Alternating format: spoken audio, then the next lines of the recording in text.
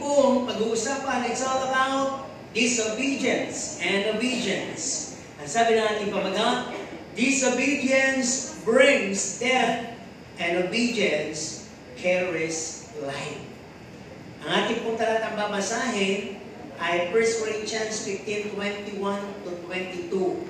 May parallel verse po to sa Romans 5:12 to 21. Basahin nyo naman sa bahay. No, pero papadala ko to sa mga pinapadala ko gabi-gabi. Yung Romans 5:12-21 mamaya po bukas. Po, nasingit ko. Ano po? Sabi dito sa 1 Corinthians, ito ang babasahin natin, 15:21 to 22. Sapagkat iyamang sa pamamagitan ng tao'y dumating ang kamatayan, sa pamamagitan din naman ng tao'y dumating ang pagkabuhay na maguli sa mga patay. 22. Sapagkat kung paanong kay Adan ay lahat ay nangamamatay, gayon din naman kay Kristo, ang lahat ay bubuhayin. So, dito sa madaliang paliwanag sa binasa natin, dahil sa disobedience ni Adan, nagkaroon ng kasalanan at ang kabayaran ng kasalanan ay kamatayan. It could be literal or spiritual. Ibig sabihin ng kamatayan, separated from God. Alienated, enemy of God, to become. Sapagkat nag-disobey sila. So, obedience naman ni Jesus Christ unto death. No? Nagkaroon ng redemption, nagkaroon ng tinatawag na eternal life sa lahat ng maniniwala. And this is the gift of God. Now, for God so loved the world that He gave His only begotten Son. If you believe, you will not perish but have an everlasting life. So kung ating po marirecall, nung tayo po'y maliliit pa, sino po ba dito yung likas na masipag? Hindi naman inanak masipag o sabihin natin, pwede siguro yung namamana. Di ba? Sino yung masipag dito nung maliit siya? Yung nasasabihan talaga ng ibang tao ng magulang niya na masipag siya. Ako talaga, pag mamalaki ko yun, talagang puring-puri ako ng magulang ko, ng ibang tao, dahil talagang masipag ako. Kahit na yung mga nakatira sa lola ko, ng mga pinatitira niya doon, kasi sabi niya, Ila, alam mo, Jun, ikaw yung gusto-gusto sa magkakapatid, dahil ang sipag mo.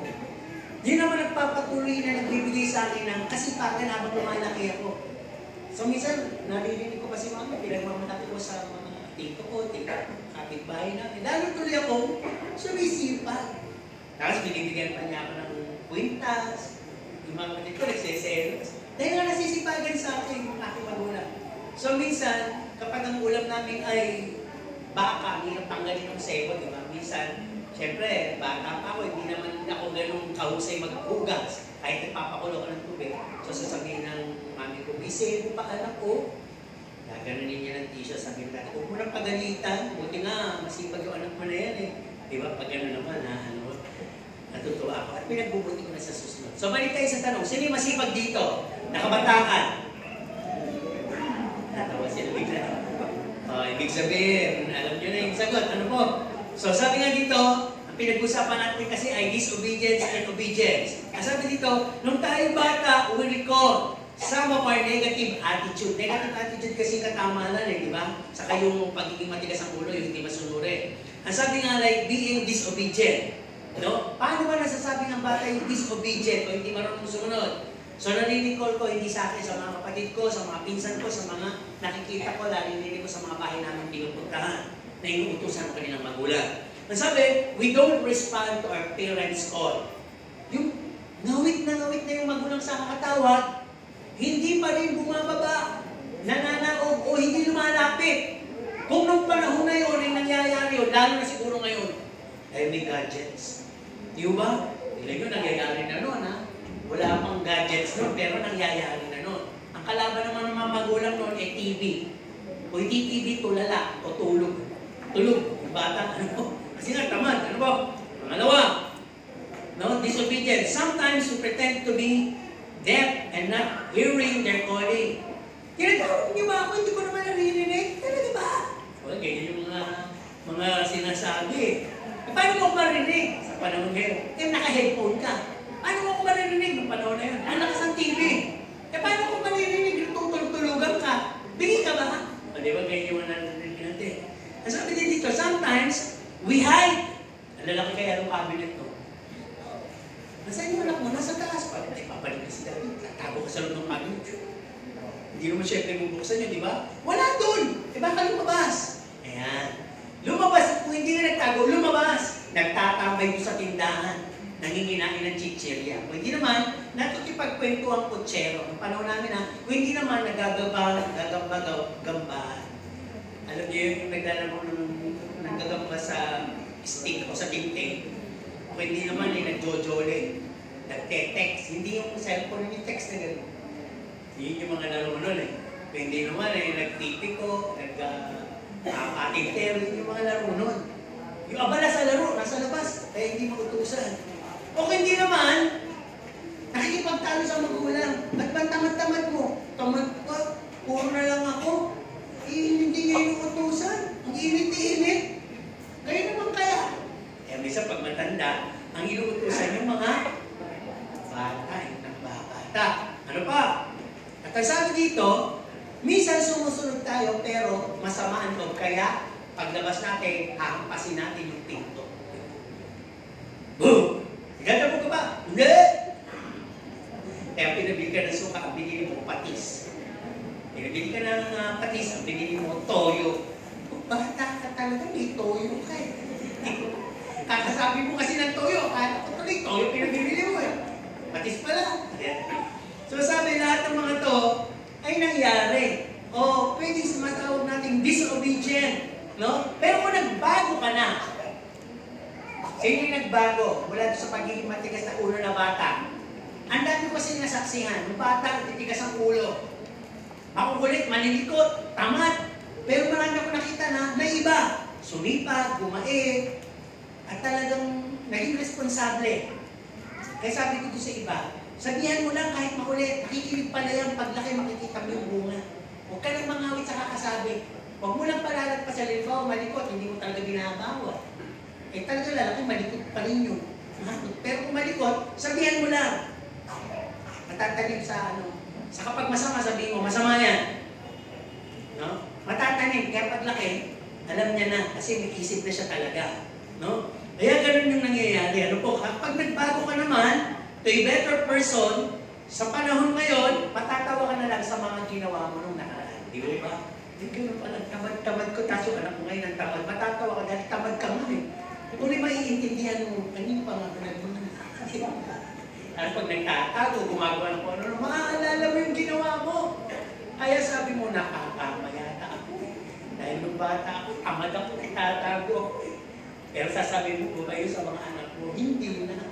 Nagkwento ka na, hindi totoo. Ako nga nung bata, ang sipag Ang sipag kong magtago Ang sipag kong sumagot-sagot Pala yun yung gusto mong sabihin o ginagawa mo. Kaya sabi nga, ngayon, kung nagbago ko na, you do things better and diligently. Hindi ka na maharot, hindi ka na magaskod, hindi ka na makasunod lang. Ginagawa mo na better. Ano po?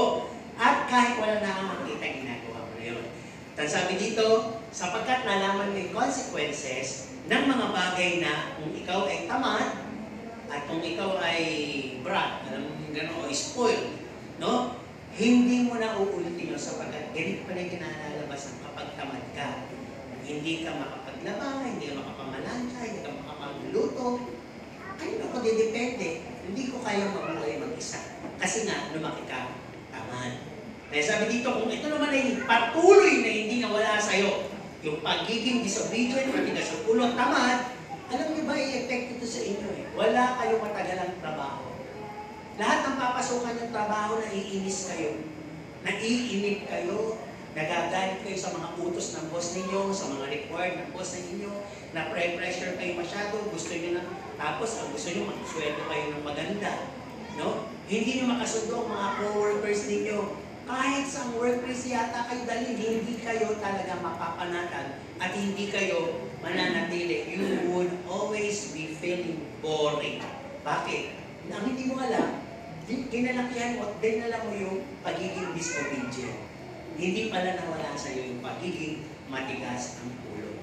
Tingnan niyo yung katabi. Matigas ka ba ulo? Siyempre naman. Literally, matigas ang ulo niya. Ang tinatanong ko dito yung pag-ugali. So wala. Hindi natin alam. Mapera na lang yan. Hindi kasama mo sa bahay. Alam mo, ulo. Kaya nga sabi dito, kung patuloy pa rin natin ginagawa yung disobedient, no? Hindi tayo makatatagal, magre-resign tayo, lilipat-lipat tayo ng trabaho. At sometimes, kahit ayaw natin mag-resign, tayo ang tatanggalin sa trabaho dahil hindi nagugustuhan ng mga pinapasukan natin yung ating custombre.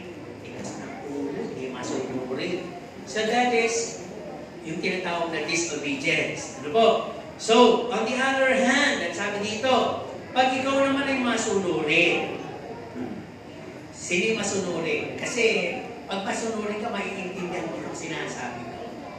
Sabi dito, kung ikaw ay masunurin, ikaw ay laging tinatawag at inuutosan. Tama? Amo, the rest. Diba? Halimbawa lang, may anak ka, Pedro! Diba? Eh, dami naman nilang magkakapatid. Si Petra, si Pedro, si Benduco, si Pablo, si Paulo, lahat. Pero bakit puro si Pedro? Ngayon, kung masipag si Pedro talaga, hindi siya magsasabi, bakit puro ako? Hindi. Ang sabi dito, kung masipag ka, you will always volunteer and present yourself to do it. Hindi ka sa'yo yun eh. Ano po ba yun? Ako na lang po. Eh, yung kapatid mo, yun na tinatawag, tulog po eh, hindi na ako na lang po. Diba? Pag masipag ka, ganun ka. At ang sabi dito, pag masipag ka, naghahanap ka ng magagawa, ayaw mo nung tatambay-tambay ka, ayaw mo yung tutulog-tulog ka. Diba? Yung mami mo na nagsasabi sa kadati mo, anak, magpahinga ka na. Abay, umaga ka pa nagwawalis. Punong-puno ng graba dyan, ngayon eh, wala, niyari ka po. Napakasipag mo, hapon na. Pero may lupa ka na, kanino ka na. Hindi po, wawalasin ko pa po yung buong subdivision eh. Pag ganun, extreme na yung kasipagan. Nakakatawa pero ini-extreme ko na. Yung ibig sabihin, ganun talaga yung pasipag eh. Minsan hindi mo makapahinto eh. Sa kakatrabaho ka, kain na. May trabaho ka ng trabaho eh. Masipag nga eh, di ba? Ayan. Kaya kapag ikaw hindi ka sa masipag, ang sabi dito, you see your work pleasurably. Masarap yung trabaho sa'yo. Kahit ano pa ito masarap.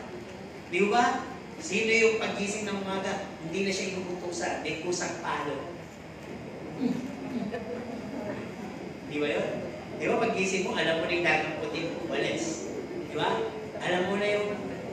Kaya ko ito share kasi nararanasan ko. Gabi pa lang, bukas iniisip ko na yung gagawin ko. Bukas iniisip ko ng labate. Bukas iniisip ko yung fish pan. Bukas iniisip ko yung coffee. Bukas, katanggal ako ng mga alikabuhay ngayon. Kaya pagising sa umaga, pagkas ko mamalay, magluto, tapos na. Gagawin ko na yung lahat na nasa isip ko. Di ba? Nadi-divide ko, or nagkakaroon ako ng tinatawag na time management. Kaya ayos. Kasama na rin doon yung pagpapahinga mo. Dahil pag wala kang time management, kung ano rin maisip mo, mas pagod ka. Sa kakaisip mo, ano unahin mo? Luluto. Maglalaba pa. Kaya makita mo, nung tigman mo niluto mo, lasang sabon. At yung yung nilaban, may mancha dahil mantika na dala mo ron. Di ba? Kaya kinakailangan organize ka at likas kang masipag. Kasi pag tamad at pinilit mo, yun yung clumsy.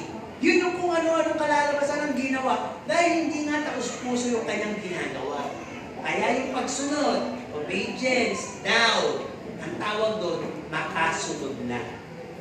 Di ba? Sino dito yung marunong sumunod? Kaya mo ba na sumasagot? Sino yung makasunod lang?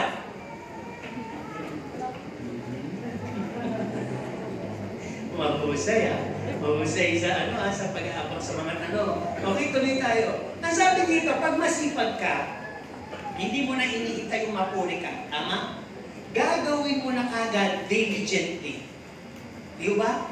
Eh, kung natuwa sila sa ginawa mo, reward na sa iyo. Masaya ka na doon. Pero hindi ka mapagmalaki. Eh, ako gumawa. Pag ako talagang gumawa, ayos. Di ba? Walang ganun.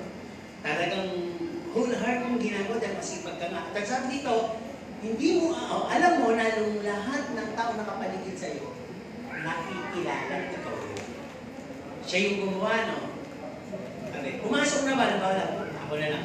Pumasok pa si Jude? Oh, halata naman eh. Nawalisan ng lahat eh. Malinis na yung paligid eh. Organize ng lahat. Tapos hindi na yung aircon. May mainit na tubig na. Parang ganon. Notice ka na ng paligid mo. yung presence mo dahil alam nilang likas kang masipag. At ang sabi dito, kapag ka ikaw ay masipag, you will be rewarded and promoted. Sa kasipagan. May pisa akong masipag din na hindi naman siya nakatapos pero masipag. Errand lang siya sa bank. Ano? Inalauna, naging manager ng bank. Dahil inelect na siya ng mga ano niya doon, kasamahan niya doon sa sipag. May itsura pero hindi niya nagtala yung init. Dati wala pang motor, lakad-lakad lang. Talagang ano siya, masipag, kaya patay na siyang ino. Talagang doon ko nakita yung hindi siya nakatapos pero nakuha niya yung posisyon ng pagiging manager sa bank dahil sa kasipagan. Di ba? Kaya tingnan natin mabuti. Sabi dito, we ourselves are benefited to our obedience. Pag masipag ka sa usaping Kristiyano, ay sabi dito, it's one of Christ's character. Di ba? Pag sinabi kasi masipag, wala kang hinihigaan o kinalalagang comfort zone. Kasi hindi pwede pagsabayin ng masipag ka tapos nandun ka sa comfort zone. Pwede ba yun na nagwawalis ka tapos nakapayong ka? Nakita ko ba kayo ng street sweeper na na nagwawalis tapos nakapayo? Siguro nakakapote kung umuulan. Pero yung nakapayo, di ba? Wala, gano'n, di ba? Kaya, ang sabi dito, ang Panginoon kung saan siya abutan talaga eh. Hindi sa kanya dahilan na para makadistract sa kanya. Wala akong payo, wala akong dalang pagkain, wala yata tayo mapupuntahan doon, matitira, masusukukan niya. Walang gano'n. Kaya, pagbigay masipag, alintulad ka sa karakter ng Panginoon. At itong maganda, you can leave a good legacy. Diba? Yung alam na mga masipag ka talaga. At alam ba ninyo pag masipag kayo at may pusa kayo, at hindi na kayo utos ng utos, napaka-powerful word niyan sa anak niyo. Yung anak niyo, pwera doon sa mga genes na meron kayo, ay nakikita kayo mismo yung gumagawa. Kaya sila ganun din. Tama po ba? Mapera na lang kung talagang ginawa niyo silang mga prinsipe at prinsesa. Anak, huwag na, mapapagod ka eh. Yung mga bata ngayon, iba ng kasabihan, di ba? Pag ikaw daw ay masipag, lalaki kang pagod. Di ba? Di ba may narinig niyo po ba yun? Ang batang masipag pag lumaki, pagod. Kaya, siyempre bata narinig kayo, akala niya, totoong kasabihan yun. Tapos nalagyan pa natin narinig sinasabi sa anak, anak ko ka magpapagod. Kaya ayaw niya maging masipag. Dahil nagiging kontra na yung mga kasabihan. So balik tayo dito. Ang sabi nga dito, pagka tayo po'y masipag, ang sabi dito, yung mga taong nakapaligid sa atin, ng mga tamad, nahahamili minsan. At talagang tablang na lang yung mga taong hindi kikilos. Bayaan mo nga siya. Bakit? Hindi naman namin lahi yung sisipag eh. Sino ba tatay mo? Si Juan. Kaya natawa. Si Juan tama. Di ba? Lolo mo nga eh. Si Juan yun eh. Ano nang ginawa? Ano tatanda mo sa lolo mo? Gusto niya ng bayabas. Hindi na kayo nakakanganak. Hindi kayo nang bumaksa. Di ba? Ganun yan, di ba yung literal na tamad talaga? Okay, punta na tayo sa Bible conversation natin. Bible references, examples about non-disobedience and obedience. Disobedient muna tayo.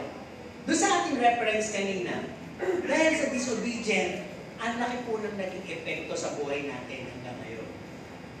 Doon sa hindi pagsunod. Diba? Dapat nga pamagat nito eh. I, saka this. Is this obedient? Ganyan ba ang pagsunod? Diba? Kaya tingnan natin. Sabi dito si Adan, paano ba nasabing nag-disobey sila? Adam disobeyed God's command that not to eat the fruit of the knowledge of good and evil. So alam niyo yung istorya nun? Ang sabi, simple na, kainin yung lahat. Wag lang yung bunga ng kaalaman dyan sa gitna. Ng puno na yan, wag lang yung bunga ng kaalaman ng masama at mabuti. Sumunod? Hindi sumunod. Ito na nangyari. Ang consequences, kasalanan, kamatayan, at ang kamatayan yan, minana po natin lahat. Yung unang kamatayan na nangyari nung panahon na yun, ay, nahiwalay sila sa mga benepisyo sana, sa magandang buhay sana, sa mapayapang buhay sana, sa buhay na kasaganaan sana, sa buhay na wala sanang makasakit, wala sanang sumpa, wala sanang mga kaparusahan. Nawala pong lahat yun dahil doon sa hindi pagsunod. Ano nangyari? Ang sabi sa hindi pagsunod, all was bring to curse. Lahat na sumpa. No? Yung magandang buhay na kanilang sinasabi, yung comforted life, wala na. Na-overtaken na ng pain, hardship, and death. That's up to now nangyayari. Epekto yan lahat ng disobedient ni Edom, nung ating binasa kanina, is the main cause of human suffering. So, sabi dito, man has to work hard to work for a living. No? Kapag lalaki, kailangan talaga maghanap buhay ka para sa iyong pamilya. At ang babae, pagtapos ng sarap, pagtapos ng date, pagtapos ng loving, birth pain. Manganganak ka ng masakit at may namamatay din sa panganganak. Dala rin po yan ng disobedience. Mga minana nating kasalanan at kaparusahan. At ang sabi, humina sila. Dati pantay lang sila ni Adan, kasi Eva. Mas humina at binigyan pa siya ng kautusan. Mula ngayon, papanginuhin mo ang iyong asawang lalaki. Susunod ka sa asawa mong lalaki. Kaya may ganun. Di ba? At kung titignan po natin, all creations has been afflicted, nasaktan at naapektuhan. No? So yung nangyayaring lahat na yan, ang animals become wild. Pag nakagat ka, nakalbot ka ng aso, may rabies. Di ba? Lahat po yung curse yan para mamatay. At ang sabi dito, may yung mga weather, climate change na nangyayari. Mga lahat yun, yung mga pagkilos ng lupa, pagsabog ng mga pulkan, yung mga tsunami na yan, nangyayari, mga bagyo na yan, mga dumarating, calamities, lahat po yan ay mga curses and things na inaalaw ng Diyos o naging resulta dahil sa di pagsunod. Yung mga nangyaring patayan ngayon na pinasimulan ni Cain sa kanyang kapatid na si Abel ay naging rampant na po. Pag sinabing rampant, puso. No? Parang puso ngayon, pag galing ka, ipapatay mo. Pag hindi mo makuha sa tamang usapan at kinakalaban ka, papatay mo. At nasa politika, di ba, napakadali lang sabihin. Meron na akong kinausap at sabi ko, patayin si ganito, si ganyan, at si gano'n. Di ba parang tinetelevise pa yung kriminal binabalak gawin. Ano po? At talagang hindi lang basta ordinaryong tao. Merong, ibig sabihin, may paghanga tayo before. Pero dahil po sa galit, at alam po lahat yan, ugat-ugat lahat doon sa kasalanan nangyari sa di pagsunod. Di ba? Yun ang nangyayari. Kaya kung titignan po natin, man suffers different diseases that kills.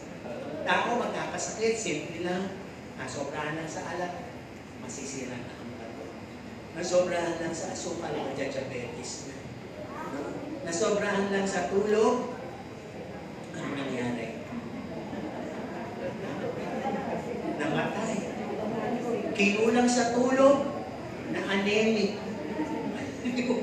Anong gagawin ko? Nagkasakit niya ng nervyos. Dahil lahat na lang, meron palang mangyayari. At nakita po natin, naging worse ang tao sa kanyang character sa 2 Timothy 3:1-5. And that all leads to death. Lahat yun, dadaling ka sa kamatayan. Yun yung title natin, yung unang-una na praise. Death, disobedience leads to death. No? Ang masamang death dito ay talagang nahiwalay ka sa Diyos eh. Di ba? Pangalawa na lang yung literal death. Okay, other Bible character. Pasiwan na, sadahan natin ang ilang Bible character na nag-flexes ng kanilang disobedience. Kasi may display pa talaga yung kanilang pagiging masunurin. Unang-una na nga si Cain. Ang Diyos ang sabi, mag-alay kayo ng mga unang bunga. Napakarami naman sigurong tupa doon para, kaya pwede silang dalawang mag-alay, di ba? Si Cain at si Abel, sabay na tayong mag-alay, kapatid.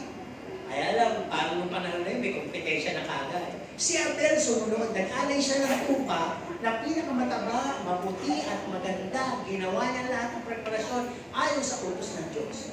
At nakita natin, dahil sa kasalanan meron na nga, etong si Cain ay lalabi-labi, titingin-tingin, at nagkaroon na rin ng parang selos, o nagkaroon na rin siya ng parang paninibugo at pangingiba sa ginagawa ng kanyang kapatid. Gusto ko kayang hilitan ko. Ako naman may mga gulay-gulay ako nakikita dito, mga talbos-talbos. Yung kaya ang aking mga ialay, mga damo-damo na yun. Eh kaya ka nga mag-aalay, dapat may dugo eh. Di ba? Anong gusto patuluin ni Cain? Naisip ko ba ninyo kung ano? Dakta. Di ba? Hindi dugo. Eh, hindi nyo naisapan nun, dugo. No? Alam niyo sa Old Testament, share ko lang, hindi nyo ba inisip kung bakit hayop ang inaalay? Ibigyan ko kayo ng clue. Sabi nga ni Nora, hayop! Bakit hayop? Inaalay. Pag hindi nyo nasagot, yung iaalay. Ay, ano panahon na yun? Hayop ang iaalay, hindi kayo. Ito palang hayop madadalhin mo. O iaalay, ito sa pamilya, dadalhin doon sa templo o sa tabernakulo, ay talagang ililihens yan nung pamilyang yun. At lahat ng kanyang kasalanan, i-confess niya sa hayop na yan. Yung mga nagawa niyang kasalanan, sasabihin niya dyan. At pag na-confess niya na yung ako'y nagnakaw, ako'y hindi masunurin, ako'y ganito, ako'y ganito, ginawa ko. At lahat ng kasalanan ko, binibigay ko sa iyo. Sa hayop na yun.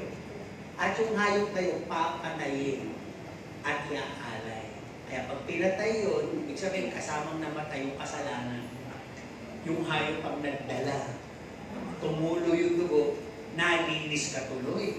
Ganun sa Old Testament. Di ba? Kaya kung titignan po natin, kaya yun yung hinahanap ng Panginoon eh. Pero anong ginawa ni Cain? Damo. At saka mga gulay-gulay o mga talbos-talbos ang inalay. Ang usok niya tuloy, hindi pinansin ng Diyos. Pumunta lang sa kung saan. Ang kanyang usok. Ay sinising ng Panginoon yun eh. Kaya nakita niya yung kay Abel, papunta talaga sa kalangitan at sinisingot ng Panginoon. Sa sobrang galit at inggit, ang ginawa niya? Pinatay niya sino? Hindi nila alam. Sinong mamamatay? Si Abel o si Cain? Si Cain. Sinong pinatay? Yan ang sabi ng Sampo. Sinong gusto maging kapatid ni Abel? Kung pamipili kayo, Cain, Abel. Dito. Abel, dito. Sabi niyo kung kayo pwede. Abel. Abel. Abel.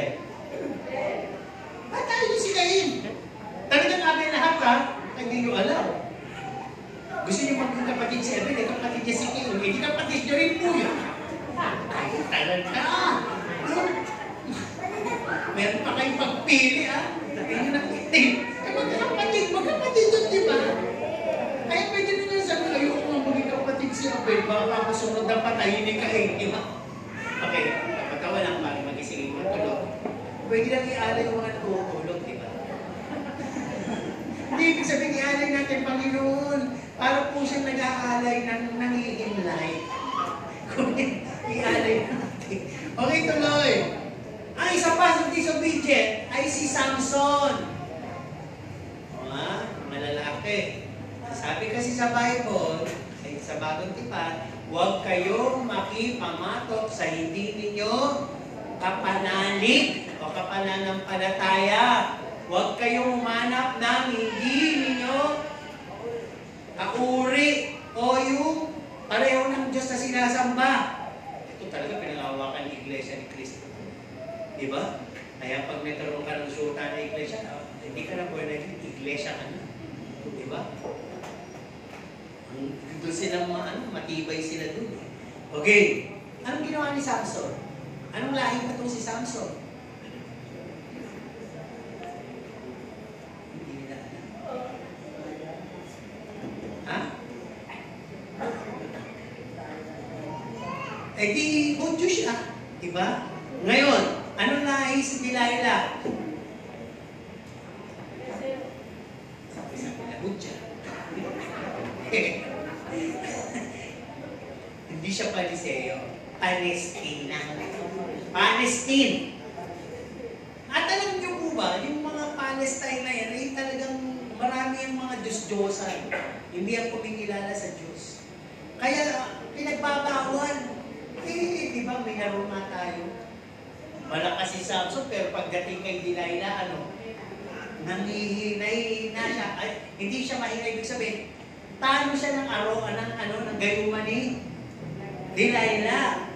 Isang kindat lang ni Delilah, parang kaya niyang ibenta yung kanyang sekreto. No? Sabihin yung kanyang kalakasan kung saan nagmumula. So nangyari na nga po yun. Pinagpapawalan na wag yun, hindi niyo yung kauri. Kaya lang, punta siya ng punta doon sa Palestinang si Delilah. Hanggang nasabi niya tuloy, at dahil doon, anong nangyari? Disobedient leads to death. Na-separate siya doon sa kapangyarihan ng Diyos. Umalis sa kanyang kapangyarihan ng Diyos. Kaya nangihina siya. Actually, hindi naman po sa buhok yun. Ibig sabihin, sinuway niya ang Diyos. Kaya nawala yung lakas na naroon sa kanya. Sino pa ang mga hindi sumunod o may disobedience? Etong anak ni Aaron. Nasabi, kapag utusan sila, sindihan yung altar. Pero, imbis na kumuha ng apoy, doon sa talagang may lugar kasi may umaapoy lang doon na day and night lang, ito makukuha para sindihan yung altar. Hindi ko alam kung paano sila naka-produce ng unauthorized fire. Kung baga sa mga, parang maintindihan nyo sa panahon ngayon, parang may dala siguro silang lighter o posporo. Parang gano'n. O batong buhay. Di ba paano nila nasindihan yun? Di ba na, saan galing yung mga apoy na yun na pinasindi nila doon? Hindi yun ang inuutos ng Diyos Kaya nung nangyari, nung sinisindihan na nila yung altar, sila ang sinubok ng apoy magmula sa kalangitan. Itong mga anak ni Aaron, high priest na po si Aaron. Pero hindi po in-skip ng Panginoon na hindi parusahan yung anak niya. Ibig sabihin, Diyos ba't gano'n? Siya ang nagsabing si Aaron ay high priest, tapos yun na yung pagkakamali, hindi na pinalagpas. Pinatay pa yung anak ng high priest. Iba po ang batas doon. Kaya talagang ang tao ay talagang, kumbaga sa wala pang mercy grace, ay obligado ka talagang magkaroon ng takot sa Diyos. Dahil mula sa high priest, pagka nagkamali ka lang sa pagtanggap ng hari, kahit high priest ka, papatayin ka din. Susukukin ka din ng apoy na magmula sa kalangitan. Sino ba ang mga reflexes ng kanilang mga disobedience? Dahil po ba tayo doon sa napakaraming story sa Bible, si Haring Saul. Si Haring Saul ay marami din siyang achievements, marami din siyang nagawa. Kaya dumating sa buhay niya yung hindi pagsunod. Ang sabi ng Panginoon, patay mo itong mga lahi ito, lahat ng mga lahi niya ay talagang kaaway ko. Mula sa hari hanggang sa babae, lalaki, bata, sanggol, hayop, patayin mong lahat. Alam niyo ang ginawa niya sa Saul? Ni Haring Saul, hindi niya pinatay yung hari at hindi niya pinatay yung mga matatabang tupa. So nung nakita ni Propeta Samuel, anong ginawa mo? Iaalay ko yan sa Diyos. Anong siya yung gagawa ng klase ng kanyang pag-aalay sa Diyos? Siguro may gusto pa siyang gawin. Pahirapan siguro yung hari. Pahiyain yung hari. Di ba? O ikatayin yung mga matatabang tupa ng mga lahing yun. Pero sabi sa kanya ni Propeta Samuel, di mo ba alam na ang pagsunod ay mas mahalaga kaysa sa pag-aalay? That obedience is better than sacrifice. Wala. Diba? Panahon na yun. Buti ngayon, maraming chance Yung panahon na yun, pag inutusan ka ng Diyos, sumunod ka. Huwag mong ibahin yung utos. Kaya dahil doon, isa sa long story short, isa to sa mga nagbigay ng kaparaan para siya ma-dethrone. So nabuna sa kanya yung inggit, nabuna sa kanya yung galit, hanggang yung papalit sa kanyang hari na si David, naging hari na nga, ay talagang hinanted niya yung buhay. Gusto niya talagang patayin. Ano po? At ang sabi nga, isa pa, medyo nalagpasan natin, ano po, hindi ko nakita agad. Sa mga disobedient ay si Jonas. Kilala niyo po ba si Jonas? The running prophet. Ang propetang duwag o palatago at palatakbo. Sumunod naman! Ang sabi sa kanya, pumunta ka sa Ninive. Saan pumunta? Sa biyaheng Tarsis. Bakit? Kasi meron siyang prehistory na o knowledge na, naku, iba ang tao sa Ninive. Balatan ng buhay doon, iba talaga, iba sila. Sasabihin lang naman niya yung vision ng Diyos na sila'y magpasti, kung hindi, kung munawin yung Ninive. Ano nangyari tuloy sa kanya? No? Nandun na siya sa barko, nagkaroon ng tinatawag na bagyo. No? Na talagang nag-stir up sa kanyang guiltiness. Na ako siguro yung sanhi. Talagang nagkasal na sila sa kanilang mga Panginoon. Nagtako na sila ng mga bigat na bagay. Nung nakikita na ni Jonas na ganito nangyayari, sino ba sa inyong may kasalanan? Umamin na siya. Ako may kasalanan. Itapon niyo na lang ako sa dagat. Kaya nung siya itinapon sa dagat, anong ginawa ng balyena? Anong ginawa? Anong kinain? Nilulun lang. Kung kinain nyo, di pa paano makapag-mission nyo? Ano lilinawin nyo? Nilulun lang po ng balyena. Yung balyena yung walang iipin eh. Di ba may balyena walang iipin? Yun yung ginamit. O baka mamaya yung mga nagtuturo na sa disco dyan ha, inihagis si Jonathan at kinain siya ng blue shark. Pag yung patay talaga yun. Ano pa, saka wala namang nakatalang Jonathan, Jonas. Ibig ko ba, si Jonas ay nilulunan at nagtagal siya dito sa tiyan ng balyena ng 3 araw at 3 gabi. At naranasan niya yung malahimpyernong karanasan. Mabaho, mainit, malansa, at discomforted because of his disobedience. Nung natuto siya magsisi, at handa na siya sa mission, niluwa siya ng balyena doon sa Ninive. Diba? Ang ganda ng istorya nun, kaya na lang po umasa. Kasi hindi yun yung ating acting. Ang kinuha lang natin doon, yung pagiging disobedience niya. Sa New Testament, parang unti lang yung disobedience. No? Marami nang mababait. Ano po? Kasi nakita na nila yung history. Kasama ba tayo sa mababait? Yeah. Sabi nyo yan, tinunatan ko talaga kasama tayo. Sa New Testament, ang disobedient dito ay si Ananias at saka si Sapphira, unang-una. Kasi nung nauso po yung magbebenta ka ng bahay. At dideklara mo na yun na ibibigay mo alang-alang sa misyon o para sa pagtataguyod ng gawain sa Panginoon. Sana hindi na lang silang dalawa nangako eh. Naibenta na nila, pero nung nakita nila yung napagbentahan, so unang-una, sino bang unang namatay doon? Di ba tinanong sila? Nung sila yung tanongin, parang dininay nila, wala. Tinago nila, nagkaisa sila. Kaya nung, ang sabi nga doon sa account na yun, they lied to the Holy Spirit. Hindi naman yung Holy Spirit nagtanong, yung likod ng Diyos na nagtanong na sana. Pero nung ginawa, para bang tinago nila. Kaya ano nangyari? Unang natumba-tumba si Ananias. Ngayon, ilang sandali pa dumating itong si Sapphira. Ganun din ang sinabi. Parang dinidinay, tinatago pa yung portion ng napagbentahan ng lupa. Sumunod din po siyang natumba at namatay. Alam po niyo, it brought a fear to the churches nung panahon na yun. Naku, talagang mga nagbenta, binigay nila lahat sa Diyos. At talagang natakot sila, baka sila yung mga pumangatlo, pumang-apat, pumang-5. Sino pa ba ang mga may disobedient? At sabi dito, New Testament, nagsimula kay Ananias, Sapphira, and up to the present, tayo po pala, marami din disobedient. Ano po? Ngayon, sabi dito, many so Christians disobey God's command. Take life and pursue it without any fear.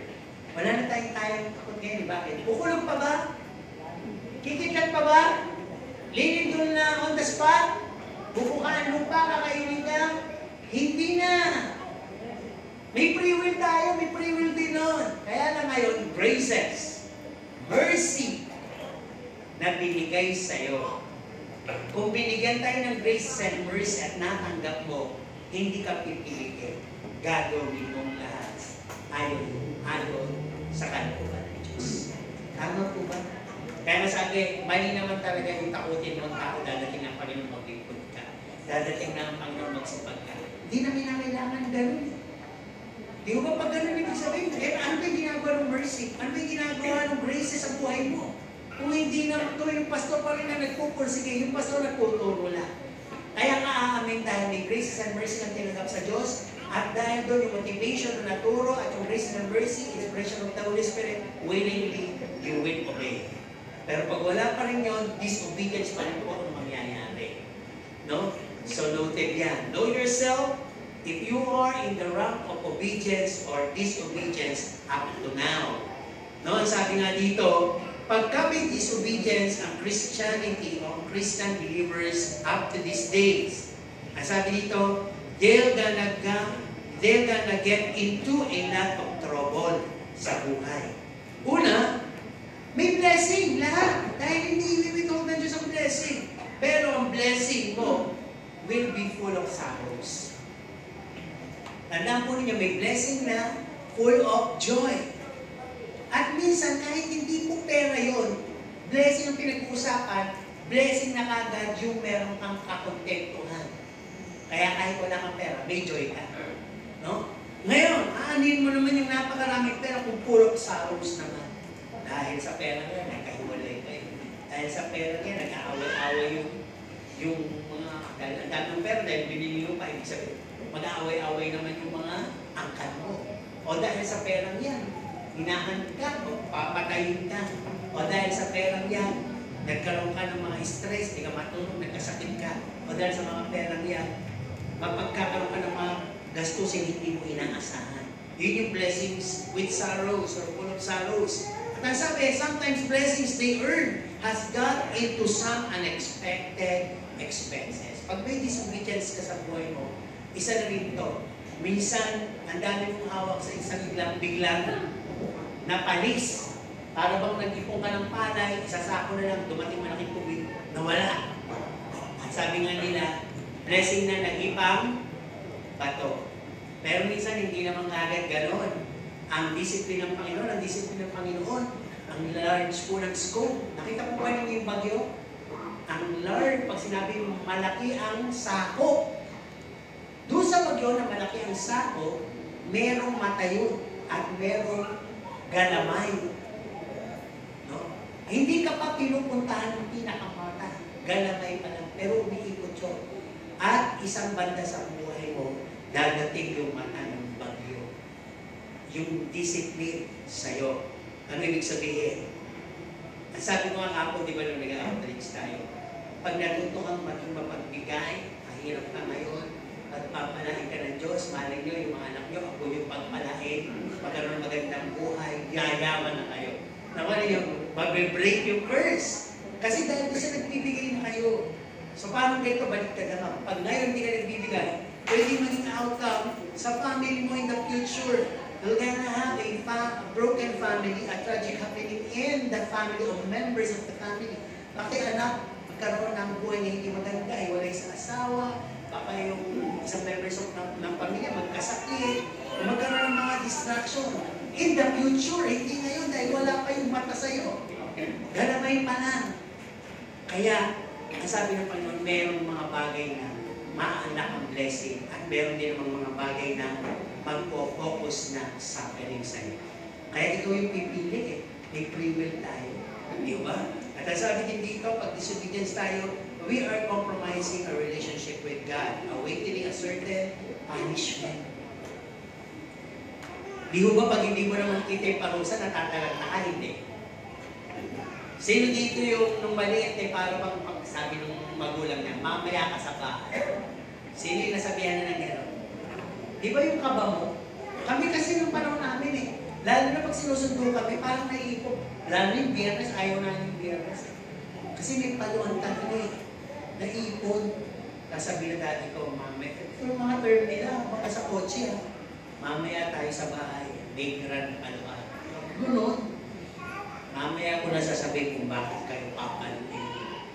Buti naman ako, isa lang, dalawa. May bilang yung palo eh.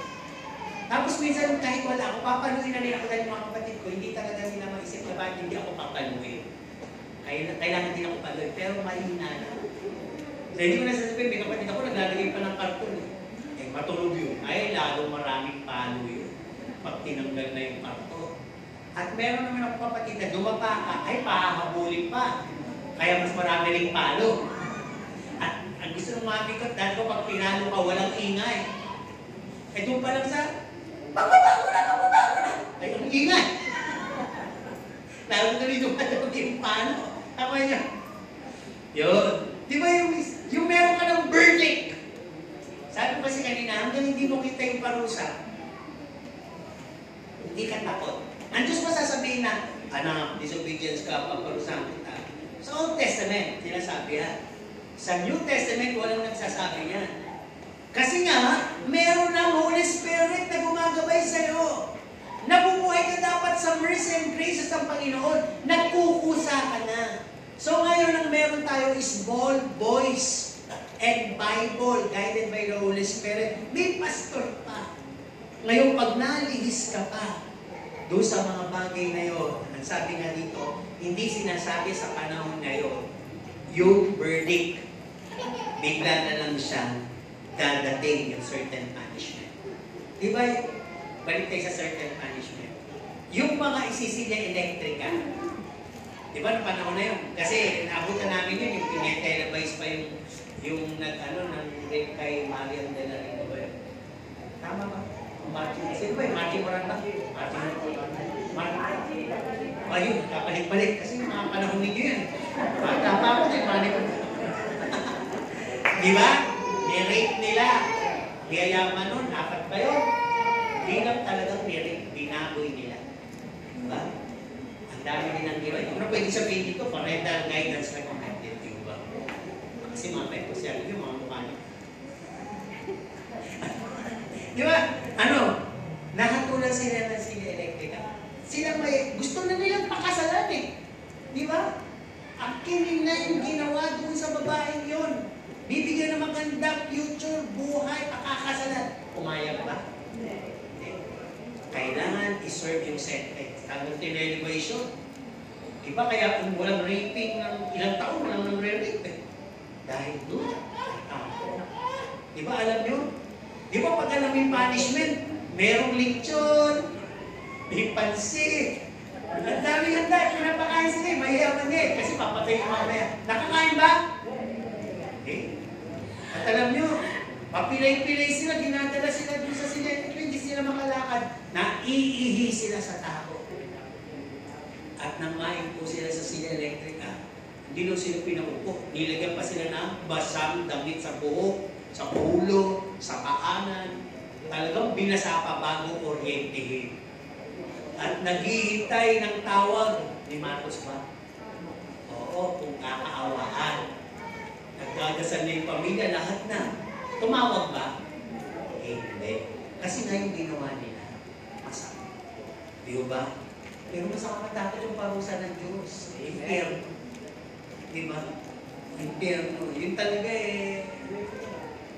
Di ba? Parang hindi ka na makaka-escape dun eh. Kaya nga sabi dito, don't compromise your relationship with God. Matuto tayong sumunod. Ang sabi kasi dito, deceitful blessings that allures their disobedience with God. Sometimes may blessing tayo, tapos tinatreat natin. Wala naman palang mangyayari pag gano'n eh. Hindi naman pala totoo eh. Yun yung daya. Na minsan, ini-strengthen yung belief para patuloy mo yun. Pero hindi mo alam, the more ka nanonoted. No? At ang sabi dito, one day, you'll find out about you're already disconnected with the Lord because of your disobedience. Tama po ba? Yung bang disobedient, nasa larangan ng mabait o salbahe, yung bata ka. Diba? Anong kategory nun? Mabait o salbahe? Salbahe. Diba? Kasi nung panahon na ngayon, sabihan ka salbaheng bata ka, wala lang eh, no? Nung panahon namin, pag sinabing salbahe ka, parang habang buhay na salbahe ka. Diba? O yung katabi nyo, kunyari bata tayo. Salbahe ba yan? Mabait. Tingnan nyo, pag tulog yan, mabait. Kaya nasabi nila, tulog pag mabait. Di ba? Paano ba natin nasasabing salbahe at mabait? Kasi ngayon these days, Bakit siya yung gusto mo? Bakit yan yung naging ano mo? Mabait eh. Paano naman alam? Bakit nakasama mo ba sa bahay? Eh kung kumain lang, katitig. Yung maghirap dito. Pag naging asawa mo yan, ng ulo ng pusa ka na yan, pag sumubo. Dati kuting-kuting, hindi. Di ba? Kaya tingnan natin mabuti ha. Tingnan natin. Ang una yung hanapin, obedient to God. Tama po ba? Okay. Sana-sana tayo. Sa church pa rin. Tapos na tayo kay Adan. Tingnan natin. Kanina disobedience ang pinag-usapan natin. Ngayon, obedience ang pinag-uusapan natin. Yung pangalawang Adan. Sino yun? Si Jesus. Sino yung pangalawang Adan? Si Jesus. At doon sa binigay ko reference, makikita nyo na yun yung tinatawag na pangalawang Adan. Sa Romans 5:12-21. Si Jesus Christ. Bakit naging obedient siya? Meron siyang ganitong category. Ang sabi ko na muna, He willingly offered Himself for humanity. No? Hinubad niya yung splendor, majestic position niya. Iniwan niya yung kalangitan to become poor para maghirap, para maging hamak. At ang sabi pa nga sa isang talata, hinubad niya yung kayamanan, hinili niya yung karukaan na tayo ang yumaman. Hindi po literal yun. Ibig sabihin, para tayo yung mapabuti. Siya na lang yung maghirap at tayo yung mapabuti. Sabi din dito sa kanyang obedience sa mission, he lived as a simple man. Simple. Hindi yung simple ha. Simple na tao. Serve well, preach about God's love, mercy, salvation, forgiveness, and the coming kingdom. Yun lang ang ginawa niya, puro obedience. Hindi siya nagpaka-majestic dito. Alam ko ng Diyos ha. Dalawin niyo ako, alam ko ng Diyos. Pinabastos niyo ako. Ha? Isang magical lang. Walang ganun. Talagang, di ba nung pinarusahan, sinampal, tinadyakan, hinamak, binuraan, binatukan, kumibok? Hindi. Di ba? Kaya sabi, he drank the cup of death. Talagang, nung nananalangin nga siya, talagang lumuha, nagpawi siya ng dugo. Ang sabi niya, sa Garden of Gethsemane, nakalood siya. Tumutuloy yung luha ng dugo. Diba, pag gano'n, sobrang, andun na lahat yung takot, pangamba. Kasi tao siya eh. Kaya sabi niya, sa dalangin niya, kung maaari ay lumagpas na lang itong sarong to sa akin. Kaya lang hindi pwede. Let your will be done. Alam niyo, nung nakpin siya, di ba? Nung nagpasimula na talagang nilati ko siya, sinampal siya, talagang hinamak siya, sinaksak siya, nilagyan siya ng koronang tinik. Alam niyo yung lahati ko sa kanya, na yung lahati ko kasi may mga talim yun eh, yung dulo. Yung talagang umiikot sa katawan, kasi hilahin. Talagang maghiwalay yung laman mo, tago sa buto. Talagang dugong-dugo ang dumanak sa kanya. Kaya nga sabi dito, no, he was taken, beaten, sentenced, insulted, crucified, and buried. Lahat siya sinunod ng Panginoon. Obedience niya kasi. At sabi, all of these has bring glory to His Father, Isaiah 53, pag binasa nyo, and this gave us life.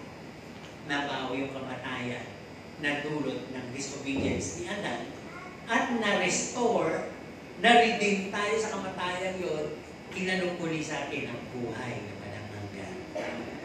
Sabi, tinanggap ng Panginoon, mamamatay ka pero mabubuhay ka magmuli. Sabi ng Panginoon Jesus, ako'y namatay at ako ang pagkabuhay ng magmuli. Sino mang sa akin kumilala, bagamat mamamatay ay mabubuhay magmuli. Di ba? Kaya siya yung pangalawang Adan.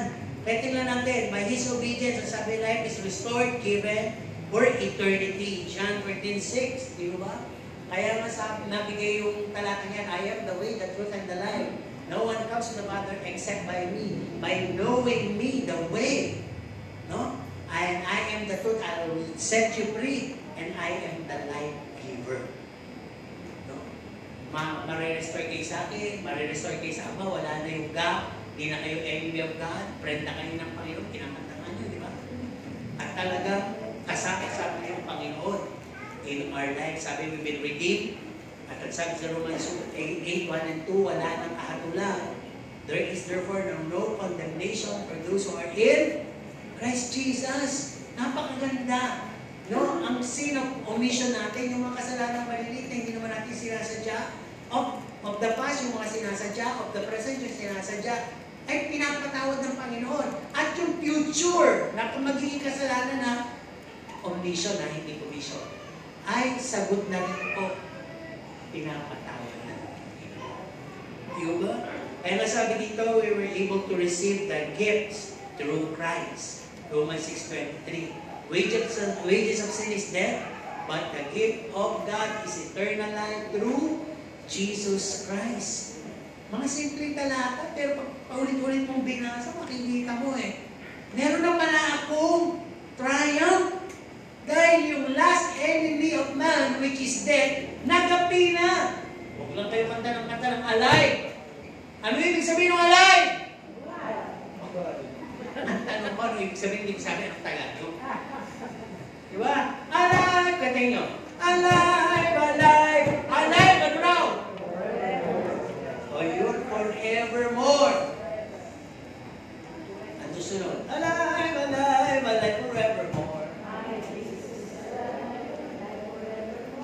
At yun lang kasi simple, pero meron po pa yung ibang words pa dyan. Alive! Alive! Alive! Forevermore. My Jesus is alive. The sting of death is over. Yung kapangyarihan, kamandag ng kamatayan, tapos na. Mamamatay ang tao. Kung walang Diyos, pangalawang kamatayan sa impyerno, wala na talaga. Pero kung may Diyos ka, mamamatay ang tao, pero mabubuhay at magkakaroon ng eternal life. Kaya yung mga tumanggap sa Diyos, yung kapangyarihan ng kamatayan, wala na sa'yo. Di ba? Hindi ka na. Kaya pinunta na kanina, di ba? Tell us another one. Sino yun? We are free. Di ba? Pinangakuan tayo ng eternal life. Doon ba hindi kayo interesado? Sabi din dito, ito yung nakatutuwa. Muna, ito muna sa inyo ito, ha? Yung pinalaya na anak, malaya na. Tumayo. Uy, magkaya-gaya. Ako na muna to.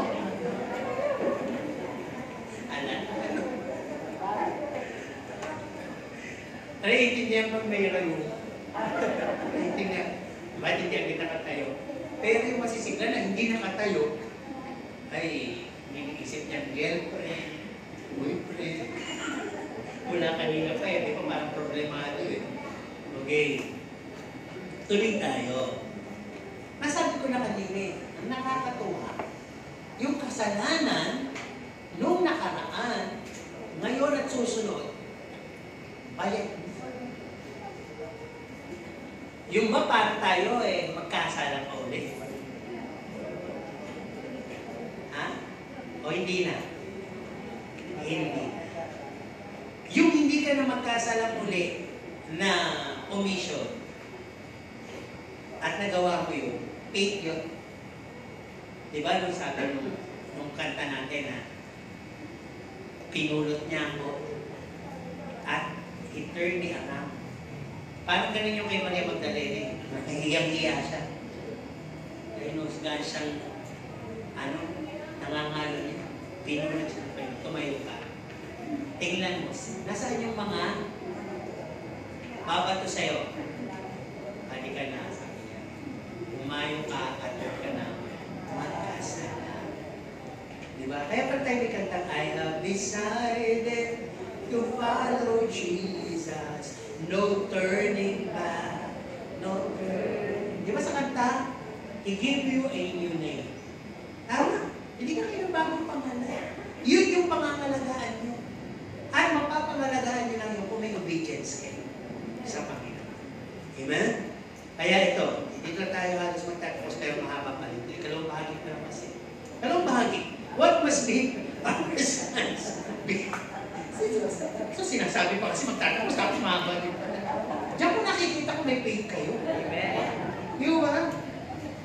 At diyan ko nakikita ko obedient kayo. Amen po ba?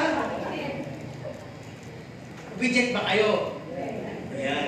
Yan yung pagkilagay pamagat na, is this obedience? Disobedience wala eh. No? Kala mo tanong eh. No?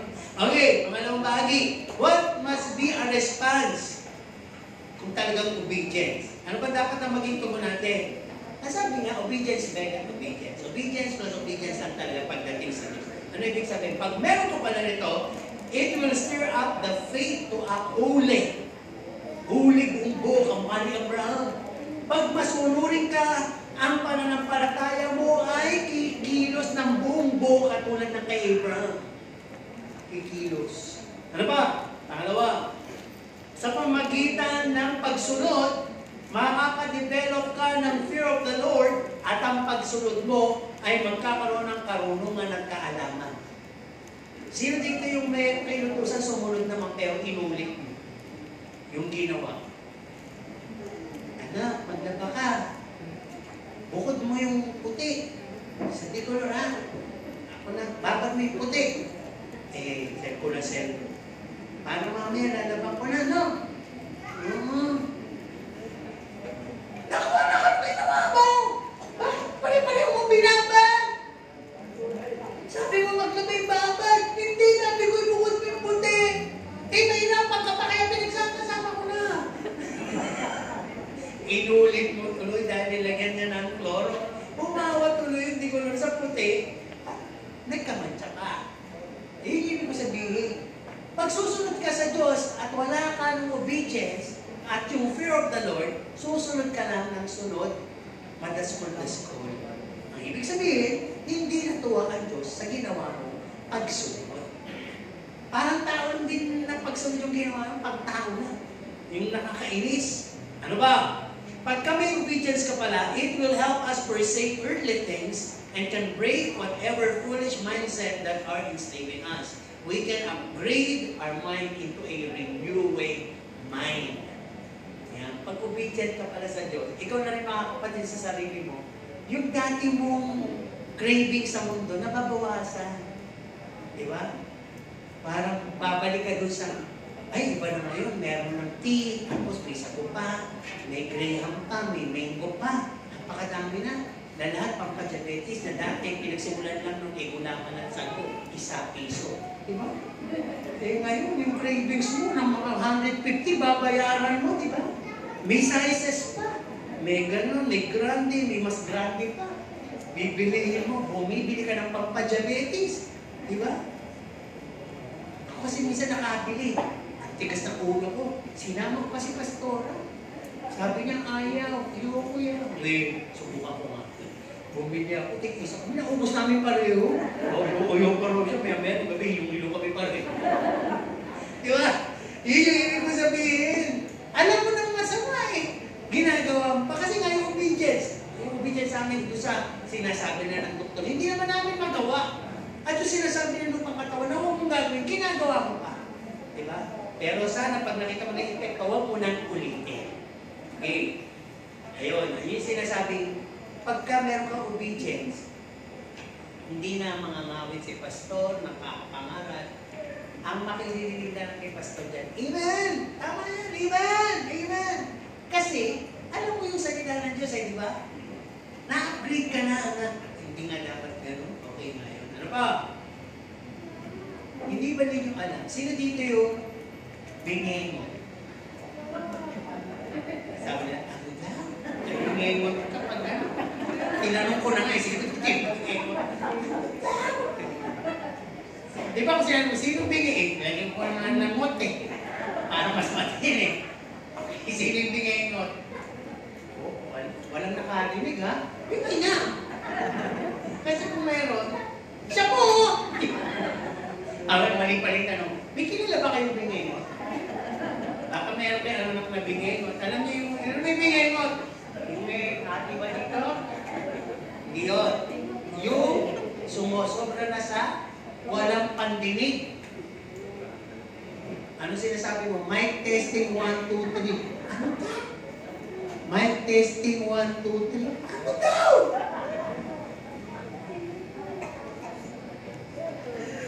Nakakatawa diyo, magkabingin. Galit ka na hindi pa narinig. Sometimes, kailangan natin maging bingi. Amen mo ba? Sino gusto maging bingi? Hindi, spiritual na bingi. Sa bagay, hindi pwede. Spiritual na bingi. Hindi ka na talaga makikinig. Sometimes, kailangan mong pairalin o pag-pretend ka lang na bingi. Sa mga tukso, sa mga akusa, sa mga chismis, at sa mga bagay na negatibo, dapat bingi ka dyan. Kaya po ba? Pangit mo.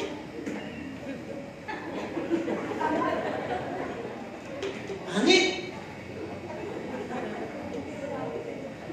Buhay ka pa, hindi mo na rin. Talagang nunuknukan ka ng pangit. Hindi na rin. Ganda mo. Oo, talaga.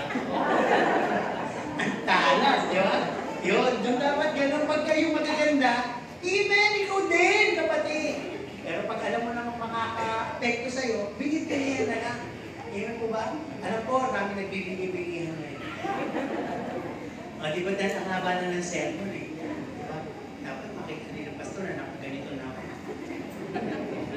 Hindi ko bigyan. Gigil ko yan eh. Hindi, yung bigay kasi ganito itsura. Tingin kung saan. Meron tayo pinag-usapan kung saan nakatingin. Okay, tuloy tayo. Dito na natawa kasi may nakikita ako eh. Dito sa paligid natin. Okay, ano pa sabi dito? Pag masunurin ka, ang sabi, pinag-usapan natin ko, yung small voice ng Panginoon, rinig mo. Sino nakakalain na yung small voice? Ano ang sabi? Matulog ka! Small voice din yun eh. Pero louder yung pagka-disobedient ka. Pero, pagka-obedient ka, merong bulong. Ako narinig ko yung bulong rin. Ibigay mo. Bigay mo lahat. Diba? Pag masunurin ka, ang lakas ng tinig na yun sa'yo. Tama po ba?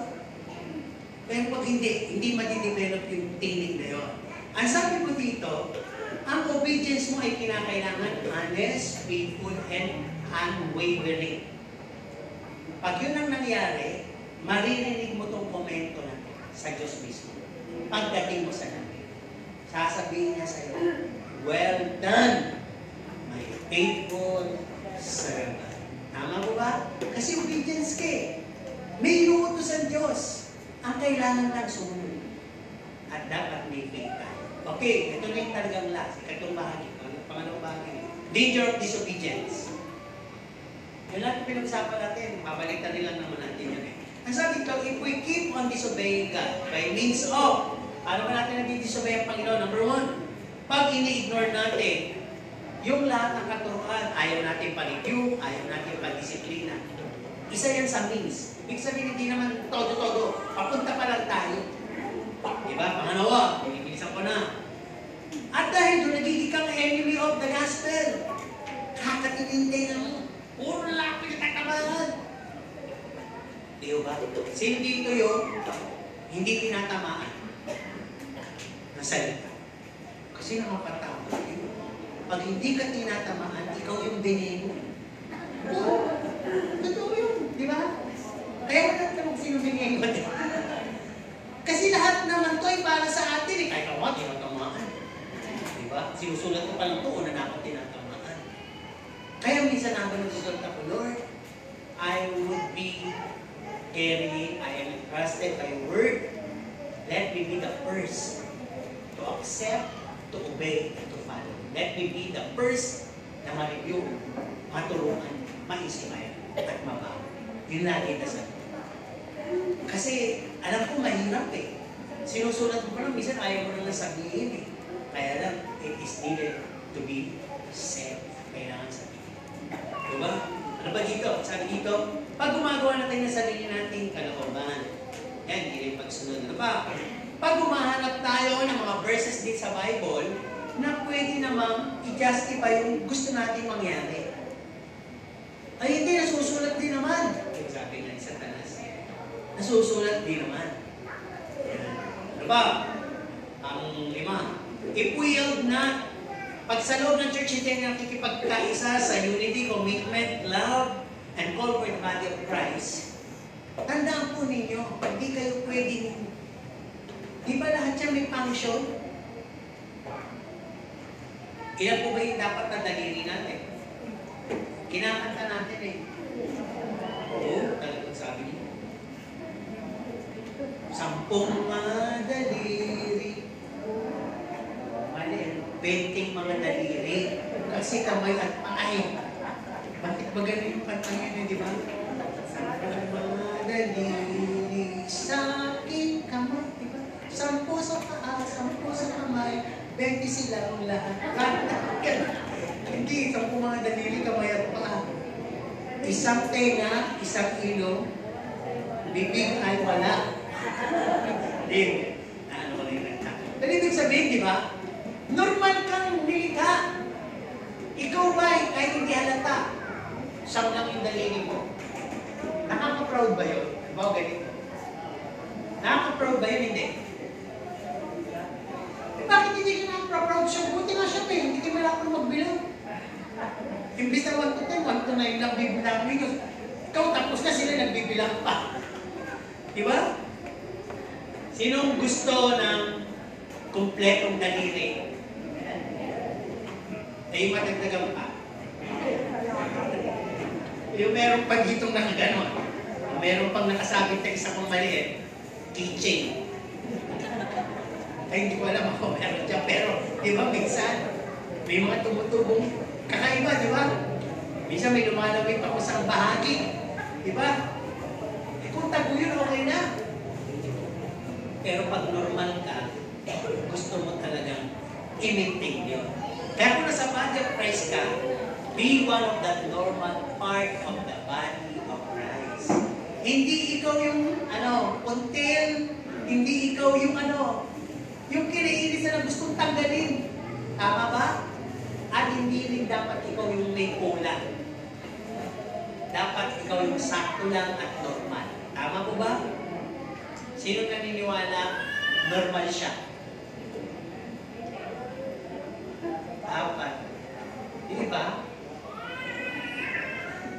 Ulit, tanong kasi magpastor sa maraming normal. Di ba? Ulitin ko yung tanong ha, sino naniniwala na siya ay physically normal? Dami naman pala eh. Bakit kasi nahihiyang magtanong? Kasi hindi naman normal yung nagsasermon dito, tulog ka. Yun ang nangyayari kasi nagsasermon dito, tulog na. Okay, patapos na po, konting tiyaga na lang. Ang sabi po dito, disobedient pa rin pag ikaw ay full of pride. Yung kunyari hindi ka kumikibo, okay ka lang? Kamusta ka? Sabi nga sa showtime, yung kalimitan daw nagsasabing, okay ako. Hindi daw okay yun. Sige, tanongin nyo yung katabi niyo. Okay ka lang. Okay ka lang. Tanongin ko anong comment niya ngayon. Sige, may sasabihin niya. Magbigay ka ng comment. Sige. Ano sabi? Diba sabi? Okay ako, kaya lang ang tagal. Diba? Sabi mo na isa, okay ako, pero sana wala ng typing. Kasi susunod na yun. Diba? Diba naman, okay ako, kaya lang, totoo ba yung sinabi ni Pastor na Amerikano? Hindi mo kamukod. Hanggang ngayon ko na sa isip, joke lang po yung kanina. Kaya naman mo. Nagbigil lang, bilang pa si Pastor Alcanzo eh. Wala po naman isa ako sa may envelope. Pwede kita bigyan na envelope, lagyan mo nila, balik mo na lang sa akin. Marami kasi ako sobra na envelope eh. Sino gusto na envelope? Bibigyan ko kayo ng envelope, pero huwag nilang bigay sa akin, bigay niyo sa gusto. Hindi mo na kung ba kayo sino gusto ng envelope? Pwede bumili kayo. Huwag lang yun. Pasko naman, di ba? Ayan, at least gising na lahat, di ba? Gising na. Huwag yung tuloy tayo dito. Talagang pag pero pinag-uusapan lahat masaya. Lahat kulay pula, kulay verde at blue. Di ba? Kulay Pasko na. Tingin nga ng mukhang Pasko. Yung mukhang Pasko talaga. Diba? Uy, may rudon. Magsaktak lang. May mukhang snowman. Okay, tuloy tayo. Halos sa ilang punto na lang. Sabi nga dito, pag hindi nawala yung pride, it will lead to spiritual peasant. Sinong gusto na maging ganon? Di ba? Spiritually, gusto mo maging ganon? Yung, ang tagal mo ng Kristiyano, baby ka pa rin. Ay, hindi maganda. Di ba? Natatawa tayo, pero ako nakakita ng maliit na tao.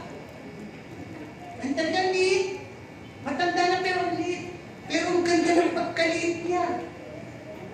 Ang cute niya. Matanda na siya, pero ang cute niya. Yung escalator. Yung mawak ng escalator, ganito lang siya. Pwede lang kargahin eh. Tapos, may dala siyang grocery. Talagang, ang bigat na bigat sa kanya yung grocery. Oo. Kasi ko yung cute ng mama. Oh. Gusto kong bigyan na iya ako. Bakit sabi, bakit malubi ako? Di ba? Kasi di ba may gano'n na yung parang yung bukol-bukol siya. Siya hindi, proportion siya. Tapos maliit na siya, parang siyang manika. Na parang gusto niya sabihin, I'm Chakra. Want to be my friend? Anong gano'n?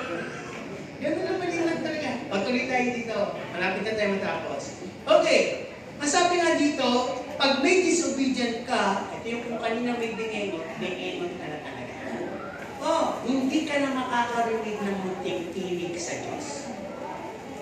Wala kayong masama yan. Huwag yan.